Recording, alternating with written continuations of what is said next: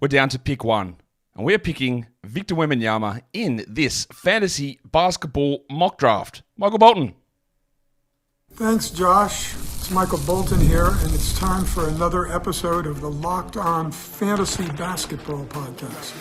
Let's get to it. Let's get to it, indeed. You are Locked On Fantasy, your daily NBA fantasy podcast. Part of the Locked On Podcast Network, your team every day. Hello and welcome to the Locked On Fantasy Basketball Podcast, brought to you by Basketball Monster. My name is Josh Lloyd, and it's a knockout. That's the name. It's a knockout. That's the game. It's a knockout. That's the name of the game. I'm also the lead fantasy analyst at basketballmonster.com, and you can find me on Twitter, as always, at redrock_bball, on TikTok at redrock_bball, and on Instagram at Locked On Fantasy Basketball. Today's episode is brought to you by FanDuel. You can start the season with a big return on FanDuel. Just place your first $5 bet and get $200 in bonus bets guaranteed. Go to FanDuel.com to get started. Thank you also for making Locked On Fantasy Basketball your first listen every day. We are free and we are available on all platforms. So this is the end of the pick from every spot series, down to pick number one. So of course at pick number one, we're going to start off by selecting Dalton Knecht and then trying to build a team around a top 1% NBA shooter and go from there. It was an unbelievable... let's talk about this now. It was an unbelievable performance from Dalton Knecht yesterday. 20 straight points. Awesome stuff. I wouldn't bother, honestly, with him in fantasy outside of the fact that Lakers play opening night. They've got you guys injured, and you might get some points and threes out of it. Before yesterday, he shot 27% from three in 4 games. He, yesterday, in the first half, shot, I think, 36%, and then scored 20 points in fourth quarter and overtime, which was great. It was amazing. That's really hard to do. What I've been impressed with Knecht is an ability to generate defensive stats, which he couldn't do at Tennessee. So, before we all lose our collective minds and do the perfect thing to highlight or illustrate highlight reel bias, we need to just settle ourselves down a little bit with that one. But in saying that, an unbelievably good performance. We love that. Shout out to Kendrick Nunn and Carson Edwards. We're going to get into doing this mock draft with Victor Wembanyama very, very soon. Before I do that, I'll tell you that today's episode is brought to you by 4 Hims. Guys, unless you're a Lakers fan, you might not have had anything to help you get hard like Dalton Knecht's performance yesterday. With Hims, we're here to help because, despite the start of this read, ED isn't a joke. It's a condition that affects many men from different walks of life and different ages. It's not just old people. Young people can suffer through this as well. Hims is changing men's healthcare by providing you with access to affordable sexual health treatments from the comfort of your couch. Hims provides you access to a range of doctor-trusted ED treatments like chewable hard mints and Viagra and Cialis and their generics for 90 up to 95% cheaper. All you do is answer a series of questions on the site and a medical provider will determine the right treatment option. If prescribed, your medication ships directly to you in discreet packaging for free. No insurance is needed and one low price covers everything from treatments to ongoing care. So start your free online visit today at hims.com/lockedon. That is HIMS.com/lockedon for your personalized ED treatments. Hims.com/lockedon. The products mentioned are chewable compounded products which are not approved by or verified for safety or effectiveness by the FDA. Prescriptions require an online consultation with a healthcare provider who will determine if appropriate. Restrictions apply. See website for details and important safety information. Subscription required. Price varies based on product and subscription plan. Today's episode is also brought to you by FanDuel Sportsbook. You can get yourself a big return to start the season with FanDuel, America's #1 sportsbook. You're sitting and watching the game. Maybe it's one of the college football games over the weekend. Maybe it's the NFL. Maybe it's the return of the NBA season in under 5 days. You can get out there and have a look at all the action on your FanDuel app. And while you're watching that game in that same place where you would place the bets, what you can see are all of the stats. All of the live play-by-play is all there on that one screen. And to get yourself $200 in bonus bets, you've got to be a new customer and you just place a $5 bet. Once you place that $5 bet, doesn't matter if it wins or loses, you get $200 in bonus bets guaranteed. So head over to FanDuel.com right now to get started. And don't forget to gamble responsibly. We might as well load up this mock draft and get it going. All right, so here we go. Into the mock. We're doing pick 1. I think last year we did it in the reverse order where I started this series doing pick 1 and then ending up in pick 12, but we're leaving the, alleged best for last. There's no guarantee that Wemby finishes number 1. And it's all going to depend also on how you want to value things, because when I use my Durant metric, which tries to take a little bit more of head-to-head play style into consideration. He's not number one because the blocks get outsized via Z-scores, standard Z-scores, which I don't believe is a good way of measuring things. Then there's all the variance categories and all that sort of stuff. So he comes in at 4, I think, in that format, which, again, is okay. We know he's going to get a lot of blocks, but it is also possible that Wemby plays more minutes and the blocks maybe stay the same. That is also possible. Still awesome. Remember, everything that we do here and every person who wants to give their 2 bobs in any sort of discussion, even me, and I have to remind myself of this all the time, is that we don't know how a lot of this stuff's going to pan out. And often, it's a little small tweak of something that changes the valuation of a player 5 to 10 spots. So just be really, really, I guess, cognizant of that when you're drafting and when you're thinking about what other teams are doing or whether you're deciding to have an idiotic league that has league votes for trades. The top 4 is different for the first time. Wemby, Jokic, Giannis goes at 3. Doncic 4, Shea 5. Don't mind it at all. No problem. You don't want to take Luka with a 2-game week? Fine. You think Shea's reliance on 89% free throws, even it might drop to 84 and his 2 steals might become 1.5? Then don't do it. This is what I mean by there's no guarantees of these things. If Shea gets 1.6 steals instead of 2, if Shea shoots 51 instead of 53, if he shoots 84 instead of 89, he's not the 3rd or 4th best player. And those are not outrageous things to suggest. So I like it from you, Northcore. Shea at 5. Well, this is actually a wildly different draft. Halliburton 6. Wow, what a day. Harden 7. Anthony Davis 8. Trae Young 9. Tatum 10. LaMelo at 11. So LaMelo's done it. He has cracked into the top the first round. He started draft season in round 3. And I like getting LaMelo in round 2. There is still obviously a risk now. He is cooked in preseason. He's been amazing. When I say cooked, I mean he's been in there with the old chef's hat on cooking up a masterpiece, not in that he is cooked, which is a confusing difference between terminology, I know. Sabonis 12, that's early. Curry 13, Edwards 14. And by early, I just mean there are other guys on the board I would have taken there. Now the real question is, where does Embiid go? Like, would I pair Embiid with Wembanyama at pick 24? Probably have to, honestly. No, don't have to, because Tony Caballo, or Caballo, depending on how you want to say that, goes at 16, with Embiid to pair himself with Trae Young, which is an interesting combination. Bryn 25, I can only assume that's Bryn Forbes. He takes Donovan Mitchell to go with Anthony Davis. Another reminder, as your drafts come up this weekend, James Harden and LeBron James, well, that's an old team. Another reminder, as your drafts come up this weekend, the perfect pair does not exist. Don't tie yourself down with that idea, man, who do I get with this player? Honestly, for most of them, whoever you want. Whoever you think is going to be the better player. And then what's important is what you then do in 3 and 4, but more importantly, what you do 4, 5, 6, and how you build that around. That's what's important, not the perfect pair. Does not exist. Don't stress yourself about your first round pick, and don't stress yourself about your first and second pairing. Even though these are the good players, they deserve less of your time than you're devoting there. After LeBron goes Devin Booker, Kevin Durant. By the way, Yusuf Nurkic looked really good yesterday, and he was doing Brookie Lopez stuff, which is very interesting. Scott Barnes at 21. I did not get Barnes in any of these drafts, which is a little disappointing. I'm going to take Chet if he gets to me, by the way. If Game Over lets him go through, I'll take Chet. Who gets a bump with Hartenstein out? Significant bump. One of the reasons I was a little down on Chet was the absence or the presence of Hartenstein. And he's not going to be there. Oh, I wanted to get the Chet Brunson combo. All right, let's take Chet at 24. Happy with that start. Now the question is what I do at 25. I know there is going to be an absolutely gigantic run on point guards, so I am going to take myself a point guard who scores a lot. His name is Damian Lillard, who I took yesterday in the Jokic combination build as well. So Wemby, Chet, and Lillard, because having Chet on my team is not a high-scoring team, so I needed to make sure I got some scoring in there, and I needed to make sure I was getting some assists in there as well, if I wanted to be competitive in that category, and I do, so I did it. Now, I think this team is probably going to end up being bad in field goal percentage, and I knew if I didn't get a point guard there was going to be a massive run. You're going to have Cade, Murray, Fox, DeJounte, Van Vliet, all go in a row here. Kyrie, or close enough in a row. Maxey, who I could have taken instead of Lillard there too, which would have been a good pick. There goes Adebayo 26, Maxey 27.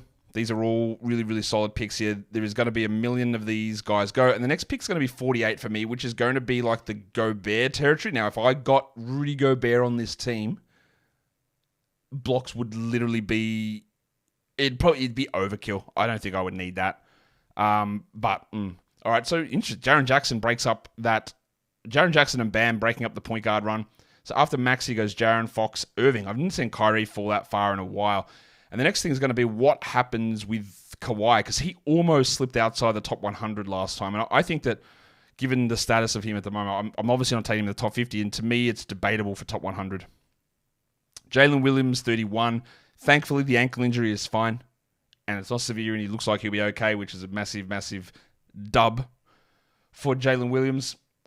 And now we wait for Bryn Forbes to make his next selection. This would be a great Paul George area, but of course, yeah, we don't know what's going on with him. Cade's goes. We're going to see Ja Morant go. We're going to see Fred VanVleet, Fred VanVleet continues to slide. I would have had no problem myself on punting points and taking VanVleet at 25 where I took Lillard. I didn't, obviously, but I would have had no problem with it. DeJounte still available. There goes VanVleet. So after Cade goes VanVleet, Mobley, DeJounte. They're the three guys who I thought, that's interesting. They're still there. Now we're going to see the Markkanens and Zions and Jalen Johnsons go. Really, really common area to see that. I liked how this draft mixed it up in round one with that early Harden pick, the Davis slide, the Giannis at 3, but it's been sort of straightforward after that.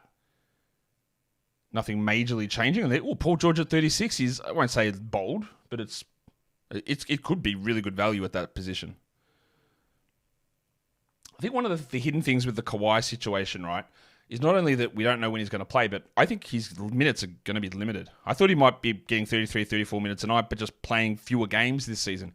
I think he's going to be on a minutes limit plan for a while, and maybe that keeps him at like 31, 32 for the season.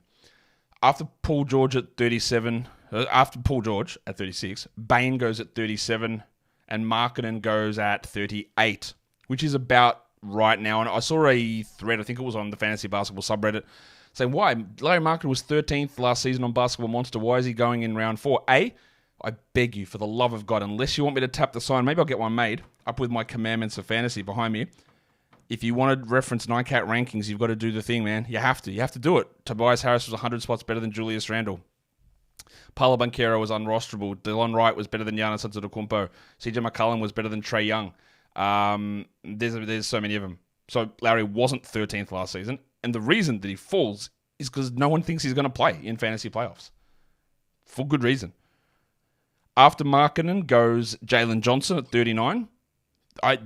Unbelievably, Jalen Johnson going in round 4 at 39 could end up a steal. He's looked really good in the preseason. Looked really good. Ja Morant at 40, Jimmy Butler 41. So Butler is creeping up now.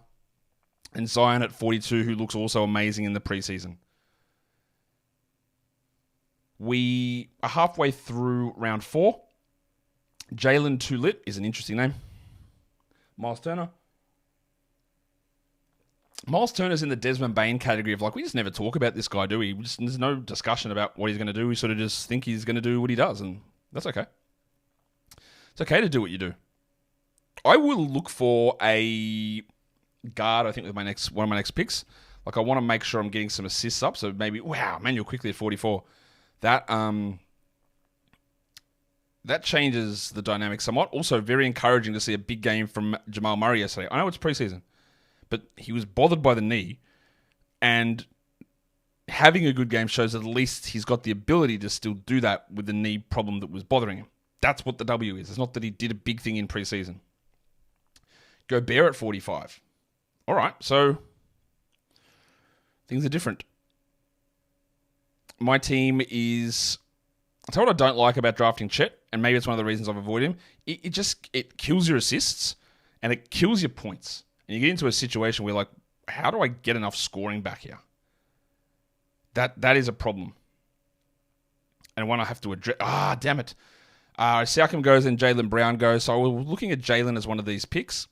Now, I really need to make sure I'm getting some assists in here. So I will take... And if you're on the turn, by the way, and you're not sure what you're going to do, but you know one of the picks, let that time run down so that you stretch out your second pick for longer time. I'll take Garland there.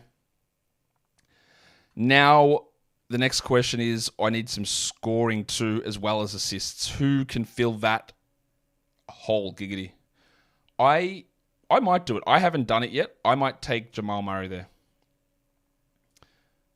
Last season, Murray was one of his best of his career. I think he was 35th per game, something along those lines. And I was encouraged by the fact that he was able to put together some good numbers yesterday. I could have gone with Derek White, not high enough of a scorer there. I could have gone with DeRozan. Still, there's always uncertainty about players joining new situations. There's always something weird that goes on with those cases. Well, not always, nearly always. And he's one of them that we've got to just watch for. Sorry, I'm having coffee here because it's 20 past 6 in the morning, so I'm getting this done so it's out for you guys because my son's got baseball this morning. And it starts he's got to be there at 8 a.m., so I've got to get this done before we go. Paolo Banchero, 51. Actually, that is late for Paolo. Don't really see him fall down to that position very often. Me getting Garland and Murray did address those weaknesses I had in assists and points to a pretty strong amount. Now, I can't ignore them now, obviously. Also, the next one that's slid, Jarrett Allen. I like Jarrett Allen in round 4 because he shouldn't hurt your free throws and he gives you good big man numbers. So a little surprised that he's fallen here. But that's going to benefit somebody, isn't it? My next pick's not till 72, so that's the pool hero range. Which can obviously really help the scoring. Or I lean into another big. A Nurkic, a Zubats, a Kessler. Although I don't want Kessler because that'll kill free throws. There goes Allen at 54. Because my free throws, despite those two shot-blocking bigs, is really, really good. 84%. But it's the opposite that's bad. It's my field goals, which is a weird build. It's a bit of an inverse scenario, which is what happens when you're drafting Victor Wembanyama. The thick Hogsman, Toby Harris, goes at 55. Reminder, tomorrow there is an auction draft. Industry pickup auction, 12-team category league auction. I won't live stream it because, who knows what happens in terms of whether that slows down the computer in terms of drafting, and I don't want to miss picks. Plus, people can watch my picks, and this is a league where there's a $100 entry fee, and I want to be locked in on it. But that is coming tomorrow, as well as the final 240 game show. Don't think it'll come today. Got baseball stuff. Also got baseball stuff tomorrow, but that's in the afternoon. Because he plays bloody juniors, and then he plays seniors. And sometimes they're on the same day, sometimes it's separate days. After Tobias Harris goes Nick Claxton, then Jalen Duren at 57, then DeAndre Ayton at 58. Opinions on Duren are split. And by split, I mean a lot of people in my mocks are letting him slide, but then I get the occasional comments of, man, how could Duren slide? He's so good, he's awesome, he's not getting 29 minutes, he's going to dominate, and I don't believe that. But like we always say, that when you're doing trades or pickups or drafts or something, there's going to be someone with a difference of opinion. It's going to happen. There's going to be someone who gets into your mentions and tells you that Dalton Knecht is a top 1% shooter in the NBA. That person in your mentions might be Lakers head coach JJ Redick. But there's going to be someone that says it. Levine goes at 59 and then Franz Wagner at 60, which is perfectly good for France. We are into the Vooch, Beal, Thomas, Poole, Anunoby, Miller zone here. The Bridges should start going as well, and Joshie Giddey goes at 61. He goes on the turn a lot. D'Lo 62. I like getting D'Lo at the end of round 6. And which is weird because people think that I hate D'Lo as a player. I think that, and again, should we get into that discussion again? Probably don't need to about whether I hate or don't like players or love players or whatever. My thing about D'Angelo Russell has always been that if you're getting consistently benched in the playoffs, the teams and other teams don't think you're that good. Therefore, my security level of what you do in the regular season is not going to be that high. Simple. D'Angelo Russell, then Jordan Poole, then Vooch goes at 64, Brandon Miller 65, Mark Williams 66. Wowee. Okay, so I think that's the guy that made some, he's the one who went James Harden at 7. So he's just saying, there's guys I want, let me grab them. You don't really see Mark Williams going off the board before the Bridges, Beal, Thomas. Okay. I like it. Let's mix things up somewhat. Because like I said, the start of the show, and I'll say for you to remember in every draft, you do not know shit. Neither do I. And I know who Mark Williams plays for, so do you. You know the general idea of Mark Williams' skill set, but you don't know whether he is good at 66 or he's going to finish 55th or he's going to finish 81st. You don't know any of that because it doesn't take much. So if there is a stat set that you want, a player that you want, that you think is going to do something, pay attention to the numbers. Pay attention to the reality of what might happen, but also don't be bogged down by a ranking or an ADP. Don't be.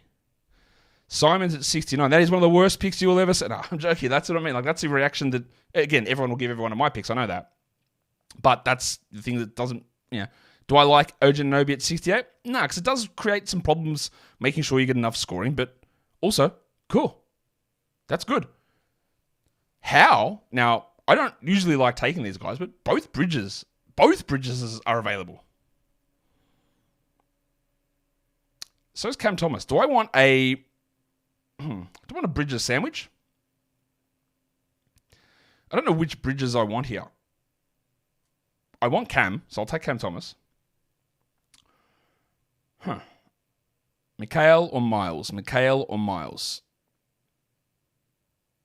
I'm going to take...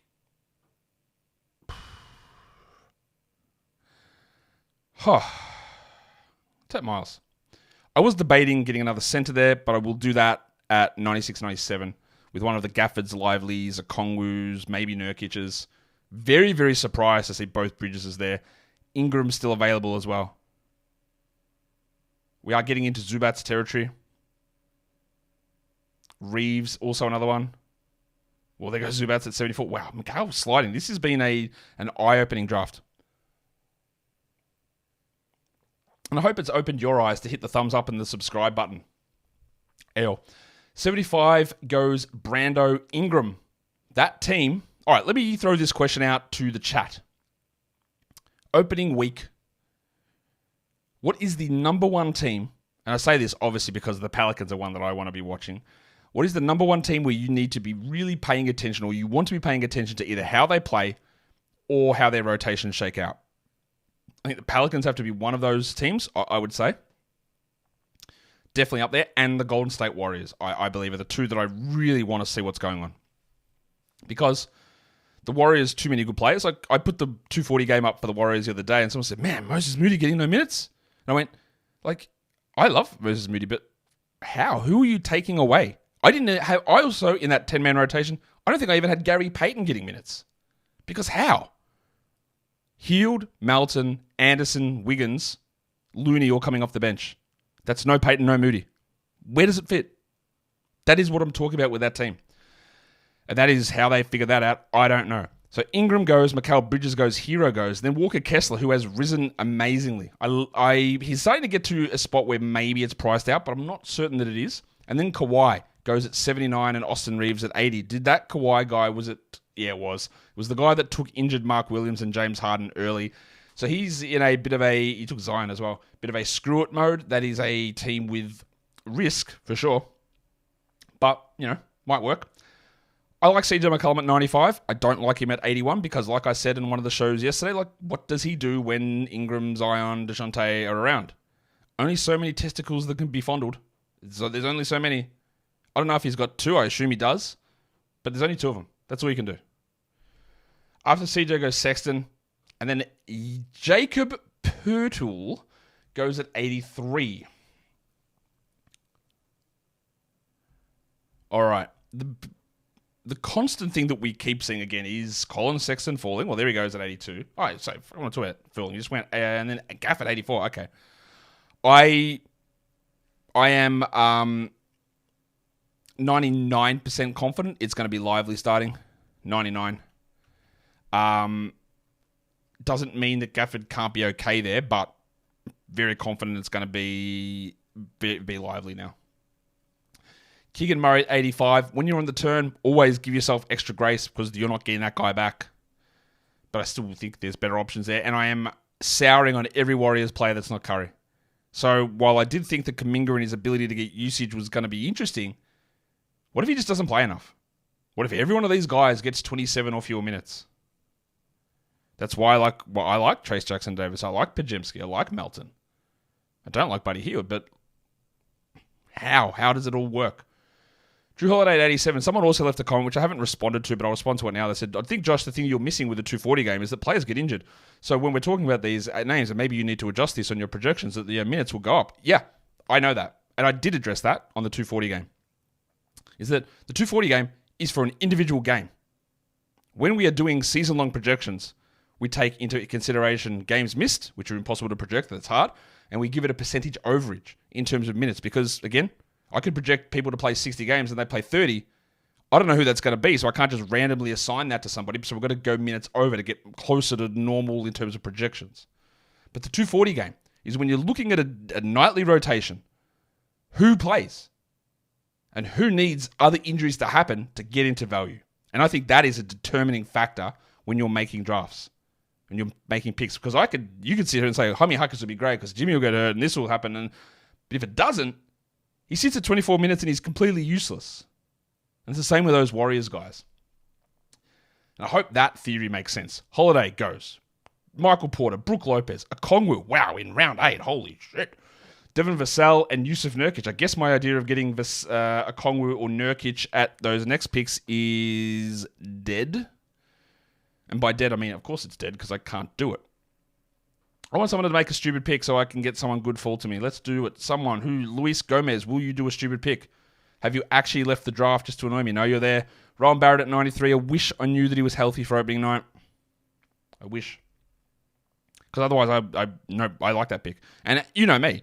Anything Toronto related, and anything RJ Barrett related, there is no bigger supporter than I am. So I'd be all in on that pick. Jalen Green goes at 94, another person that I glaze non-stop. And then game over. I'm ready to make his choice. Is it game over for me, chat? I just like saying chat. So my idea of getting a center is obviously hasn't worked out super well, has it? Keontae George at 95. All right. This is a shocking spot. I am going to take, in this position, a boring player, but he helps my rebounding need, and his name is Jonas Valanciunas. What's my team look like position-wise? I'm good. So now let's look at the squad. What do we need to add to this team? Are there assists available? Are there steals available? I could do the thing and take Amen Thompson. I won't. I'm going to take a guy that I seem to be getting a lot lately, and I'm not a big fan of Terry Rozier, but I will grab him there at 97. Then we get back to 120. The other option for me instead of Valanciunas there was his teammate, Alex Sarr. I considered Jalen Suggs as well. Obviously, I considered Amen Thompson. Scoot, probably not. And Derek Lively, also someone I considered in that position.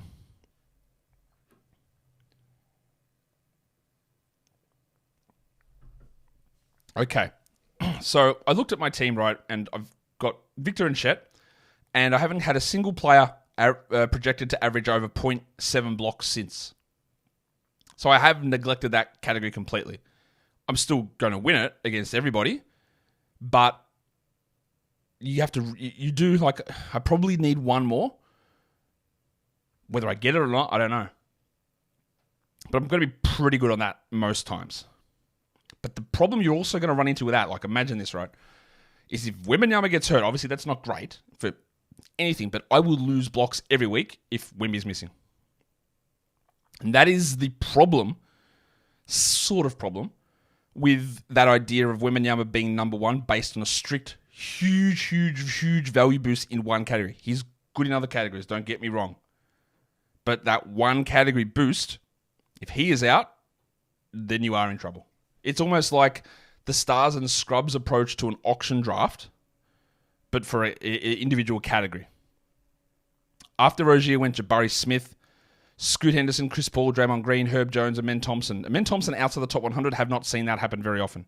And it's fine. Like I detailed in the 240 game. Very hard. He's awesome. He cooked again yesterday. Was it yesterday or the day before? I love what he does.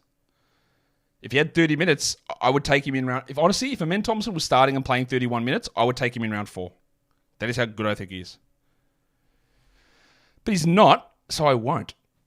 After Trey Murphy goes Jalen Suggs at 105. And now we're getting into the boring veteran stage. You know who I'm going to put as my... I always like to throw one name out there who deserves a little bit of shine for my last pick. Julian Strawther. Now, I apologize to Dalton Knecht that he does cop a bit of the ire from me. I didn't love him as a prospect. He's one of the oldest players in the draft. He's older than many of your favorite young stars. I didn't think that the Lakers got a steal. I thought that was about the right area to draft him. I thought it was totally fine. He didn't shoot well until that final game. Blah, blah, blah. All that stuff. He was awesome yesterday. But you'll notice that in terms of highlight reel bias, this man Julian Strawther is shooting 50% from 3 across all of the preseason, and there's not a single mention of him whatsoever. He's a second-round player. Second-year player. He's got a chance to start for the Nuggets. He's been very much clearly better than Christian Brown. But because he didn't have 20 points in a 15-minute period, which, again, is awesome and very hard to do, there's no mention at all. And when I bring out these hater tweets about Knecht, it's not about hating Knecht. It's about opening your eyes, your third eye, shout out to Kyrie, about the information that you get pushed. And I bet if I went right now and looked on Yahoo at the most added players, Dalton Knecht would be clearly number one. I'm going to go check that because, might as well back it up. That's transaction trends, Yahoo, most added players. Wow, would you look at that? 4,000 adds to Dalton Knecht. The next highest is Kevin Porter at 981. So, yeah, he went to 18% rostered Knecht. And by this time next week, he will be the most dropped player. The most added players after that, Kevin Porter, I get behind.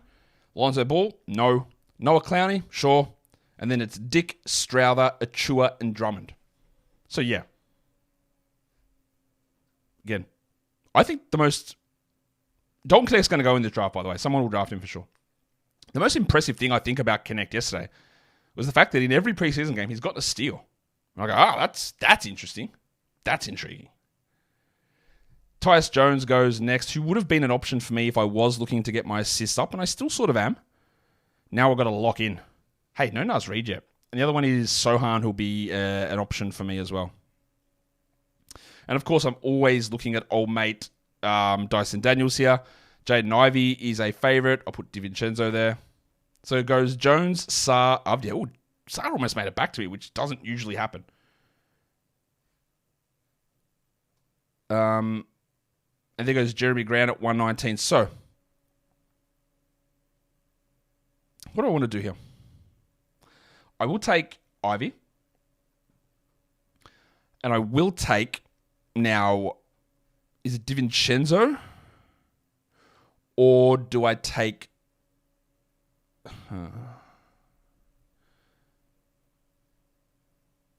Time rain down. DiVincenzo or Sohan is the other one. I know I can't get both. I think I might... Let's take Sohan there. All right. Ivy, Sohan. So, some younger upside players after 2 boring ones in a row with Valanciunas and Rozier. Podziemski goes next. Love him. It's just hard, man. Like, I just don't know how we're going to get enough. I hope that we do. I just don't know that we do. Clay falling a bit. Capella falling a bit. Capella injured also. Cam Johnson. This is a little bit of the zone. Like, again, there's not... Hendricks and Clowney will go here. I really want to see them give 26 to Clowney off rip, but off rip, what a stupid phrase that is. We'll see whether they do it or not. Johnny Collins gets auto-picked from North Core. Whew, that's unlucky. It's not like the people in the draft and stash leagues who are getting auto-picked with Thanasis Antetokounmpo and Derrick Rose, which is unlucky for them for not seeing their cues. Which, by the way, those draft and stash leagues, nearly all of them are almost finished. We are getting there eventually. It took a while, but we got there. Most of them are done.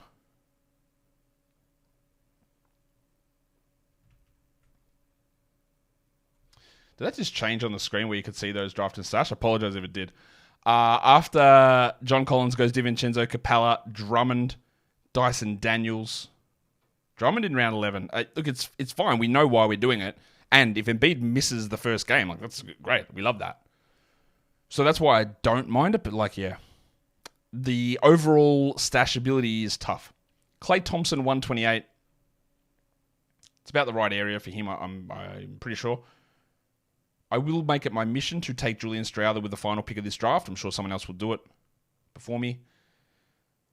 And now the real question is going to be who gets sucked into the Dalton Knecht selection. Cam Johnson, 129, is solid enough upside there, and PJ Washington at 130 also is. But interestingly, no Clowney, no Hendricks.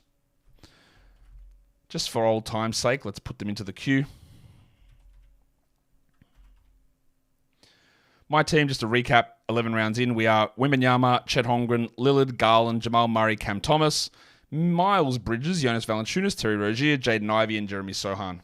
Oh my God, that's a terrible team. Haha, I'm not going to lie. Mid. Get crushed in the league. Dennis Schroeder goes at 131. Jolly Spine, a white. Do people think like it's going to get a funny reaction? Like someone's done it, mate. It's played out. Someone's taken Olivier Sarr once. Oh, Healed 133, Norman Powell 134. So someone's going to then go, oh, Norman Powell, I better go grab Kevin Porter. That'll happen really soon here. And interestingly, this is the first time I haven't seen Taylor Hendricks go in round 11. In a long time, actually. And two of the guys that you can get, and one of the reasons why it's important, I think, to make sure if you are not punting this category, to get your points early is because like Josh Hart and Al Horford are always going to be available here, and they will be quite bad in your points, but they're great in other areas. But if you don't have that backbone in points, it can really drag you way down. But they're all available so late. Shockingly enough, 2 picks after Powell went, Kevin Porter went, because that is how people's brains usually work. No offense to brains. Is it just how we go, oh, fuck, Powell, better get Porter. That is how it goes. When the center's stuck, oh my God, I got to get a center. Understanding how these things tend to play out. The way that you can also goad people into doing it by starting a run or doing something. It is a key part, an under-discussed part of fantasy. I'm not here to pick people's brains like that, but it is something. I will grab Josh Hart if no, I won't because he just went. Josh Hart goes at 139. Would I take Al Horford? I would consider it. Aaron Gordon, 140. But also, Hendricks just not going. Trace Jackson Davis? Oh, did Hendricks go, did he? I know he went there, 12-5. Yeah, okay. What do we do here? If I was going to win the projected standings game, I wouldn't consider Clowney or Strawther. But you don't want to do that. You don't want to win the projected standings game. Although, as much as I don't love him, Bobby Portis here is impossible to pass up. Don't know why I looked him up when his name was at the top of the queue there. There goes Asar Thompson. Again, that was an auto pick because Northcore really, really killing it. Love it from him. Just auto picking. Not sure. Haven't heard anything about him being ready to play. I'd be very, very cautious about drafting him. Very cautious. Also, that rotation, is it going to be Hardaway, Fontecchio? I don't know what they're going to do. Ricochet goes at 143. All right, good. I'll take Bobby Portis there. Now, what do I do for this next selection? I can take the flyer on Clowney. Did Mike Conley go? Yeah, he did, didn't he? There's no real... well, let's just do this, actually. Let's just load up on the big fella Russell Westbrook. Take him there. See what happens early on with the Nuggets and see what they do with him. I've got bad field goals already, so I don't care. I've got good free throws, so I also don't care that much. Helps to boost my assists up somewhat. I'm good with it.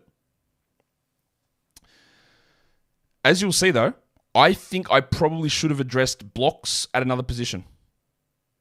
And that is annoying for me to have not done that. With Wembanyama, it's good, obviously. My blocks are still fine, but I probably needed to address it in one other spot. And inadvertently, it's a teaching lesson for me that as much as we might feel that it's a security blanket, and honestly, if I look at the projected standings, my team is on top, and that's cool, but I don't want to win that. I don't want to win the projected standings. I want to build a team that makes sense. And having Wembanyama, there is a security blanket feeling, especially when you start him with him and Chet. They go, I don't really need to address blocks. But I think you do. I think you still need one or two more. If I had have got a Miles Turner in round 4, I'd be set.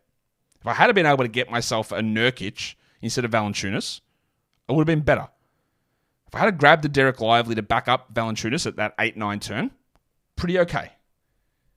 But now we sit there and finding blocks is not super easy unless like I could grab it. Like if I wanted to win the projected standings game, I'd add Jonathan Isaac with my final pick, get 1 to 1.5 blocks, and be good with it. There goes Noah Clowney. Also not the point of this draft. Al Horford staring somebody in the face is an amazing value pick. There he is, Jalen Tulit. Love what you did there, my guy, at 151. That is very, very, very, very strong from you. Bryn Forbes takes Andrew Wiggins at 152. Always good to see the way that a draft is playing out. If you see these veterans, the Al Horfords, Andrew Wigginses, Russell Westbrooks, by the way, I hated that Keldon Johnson pick. If you see those guys going round 10, round 11, you know that the younger guys are sliding. If you see all younger guys, if you see Klingon, Saar, Ricochet, bloody Knecht, all start going in round 11, you know, I'm going to get some real value in 12 and 13. Wiggins goes, and then Bilal Coulibaly goes at 153. He's a really interesting player. Might hurt your scoring, but I think he's going to be good across the board, sort of Josh Hart style. Tari Eason, love him. Don't really know all the way. By the way, haven't mentioned Tom Libber Mustache as one of the best team names going around. Don't know where he gets the time. Same as Huckers, which is fine, but is 25 a night good enough? Almost definitely not. Dun, dun, dun, dun, dun. Jonathan Isaac does go at 156. Okay, so I guess I can't do that to win the projected standings game. All right, so let's have a look. Just to address, sometimes I get questions, and by the way, I'm very, very unlikely to answer Instagram DM questions. There's too many of them, or TikTok ones. It's very hard for me to do this show, do the work that I do, and still answer a bunch of individual DMs about stuff. So if I see stuff, I read as much as I can. I'll try and address it. Someone said, why do you call the other Jalen Williams Pig Williams from OKC? Because he went to Arkansas, and their mascot's a pig. The same as I called Jalen Williams the Bronco, because he went to, I can't remember now, Santa Clara, and their mascot's a Bronco. Just to differentiate him instead of the stupid J-Will, J-Dub nonsense. That's why. After Olenek, Cloud Jang took Trent, and Tom Libber took Dick. Nempard goes next at 160. Lonzo Ball 161. Bronny James 162. Yeah, that's sick, guys. That's really smart. Next pick. Josh said it funny. No one. I am actually shocked that no one took Dalton Knecht. Yet. I thought someone would go 13 or 12, round 13, round 12. Didn't happen. Donovan Klingon at 163. When Rob Williams is healthy, what the hell will they do? Will they play 3 centers a night? I honestly just don't know. There it is. Dalton Knecht, 165. Thanks for not letting me down. Luis Gomez. Steph Castle, 166, who's been pretty good. I still don't think he's going to do anywhere near enough to be a 12-team league guy. Deandre Melton at 167. And let's do it. Just again, we telegraphed this move. He's been great in the preseason. Let's just give those props to Julian Strawther. So there's my team. Wembanyama, Chet Holmgren, Damian Lillard, Darius Garland, Jamal Murray, Cam Thomas, Miles Bridges, Jonas Valanciunas, Terry Rozier, Jaden Ivey, Jeremy Sohan, Bobby Portis, Russell Westbrook, and Julian Strawther. Probably should have gone with one more shot blocker, which again is a failing from me. I'm still like, if I'm going to play the projected standings game, my team smashes everybody. But who cares? Right? In many other mock drafts, it didn't. It was 4th or 5th or 6th or 3rd or whatever. That's not what it's about. I would have liked, my blocks are okay, but I'm not like in an absolute locked-in spot with my blocks. And I wanted to be after starting off with those 2 players. And that is the head-to-head pick 1 through, I'll say 1 through 12, but we also did pick 14. We did pick 20 as well. Did we do another one? I think that might have been all we did. But we went through quite a lot of them. Again, like I think 90% of leagues are 10 or 12-team leagues, and I didn't do many 10-team mocks because most of the stuff applies. Honestly, from a 12 to a 10, it's not that different, right? Like it's very similar, so I didn't want to super concentrate that way. Not that many do 18-team leagues. I think, did I do a 16-team mock? I don't remember. But anyway, that is where we're at with that. Auction tomorrow, and then we've also got the industry pick. Well, that's the industry pickup auction. Then the last of the 240 games from Phoenix through to Washington, looking at their rotations. Stay tuned. Guys, hit the subscribe, hit the thumb up, and leave your comments down below. Guys, we are done here. Thank you so much for listening, everyone. See ya.